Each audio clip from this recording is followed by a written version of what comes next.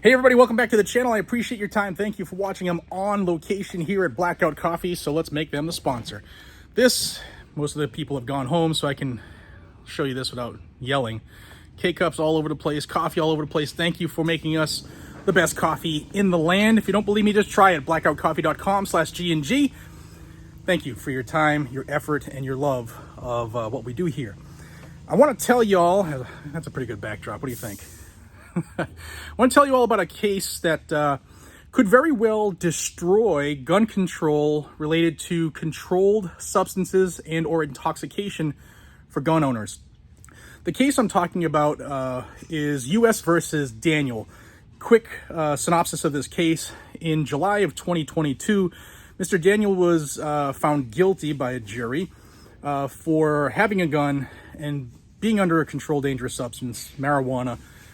He was found guilty, and he's facing 10 years in prison, $250,000 fine, because that's a violation of 18 U.S.C. 922G. 922G has been under increased scrutiny lately because there are no historical analogs based off of the text, history, and tradition of this country for any of this recently enacted gun control, recently being, last couple decades. So this case is currently sitting before a three-judge panel in the Fifth Circuit U.S. Court of Appeals. And because there were no amicus briefs filed, the judges, they reached out to amicus curiae saying if anybody would like to give us some information, some knowledge that we can use on any type of regulations that would be consistent with what Mr. Daniel is jammed up with, then please do that. Well, Firearms Policy Coalition and Second Amendment Foundation, both of them have filed amicus briefs. Here's a picture of both of them, and I've read both of them. They're phenomenal. I'll link them down below as well. I get you a couple, I don't have my usual setup, but here's a couple quick notes from each one. From Firearms Policy Coalition, they said there is no tradition of disarming Americans based solely on their use of an intoxicant. And we know that's true. The only historical justification for disarmament you can find is related to dangerousness. And the government, as we know, must demonstrate a sufficient connection between the use of an intoxicant and danger.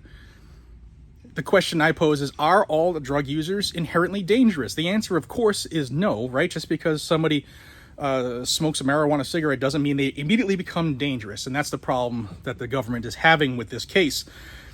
Also, throughout history, guns and alcohol were ubiquitous throughout the colonial era, before the founding, during the founding era, and the early republic periods. And I mean, we all know the stories, like the troops drank alcohol regularly. So that is not working in the government's favor. So 18 U.S.C. 922G here, the one that's being challenged, it says it shall be unlawful for any person or any unlawful user of or addicted to any controlled dangerous substance. They can't ship, transport, or possess firearms and alcohol, and that's what this is all about. Now, Second Amendment Foundation also filed an amicus brief, and theirs, they had a couple cool points. They had a lot of the same similarities that FPC had. But they also said, some of these are just pretty cool, that not only are there no comparables in the historical analogs of this similar type of restriction, but there were no restrictions like this in the founding era or prior, or pre-Civil War, or post-Civil War. Again, these are all new. So we all know that the Bruin decision is saying now the only test when a government is infringing upon a Second Amendment activity. First off, if what the person is doing is covered by the Second Amendment, the Constitution applies. The government must then prove, based off the text, history, and tradition of this land, that whatever they're trying to keep on the books is consistent with firearm regulation at the adoption of the Second Amendment. And it just isn't. And the liberal heads are going to blow on this one, because the information that FPC and SAF gave these judges is enough to do the law in. Now, Adam Kraut, who is the big boss man now at Second Amendment Foundation, for the head of their legal division.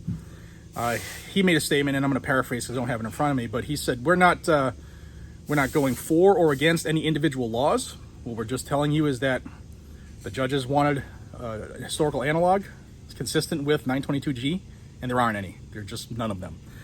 So it is clear that 18 U.S.C. 922G is not consistent with this nation's historical tradition of firearm regulation, and that's the fact, Jack. So, good news. We've already had 922G destroyed when it comes to people who are under domestic violence restraining order who have not been convicted of anything, because they are very easy to obtain, and the like, felons in possession, stuff like that. But check out blackoutcoffee.com/GNG. We have the best coffees, teas, and hot chocolates in the land. Again, don't believe me, just give it a try.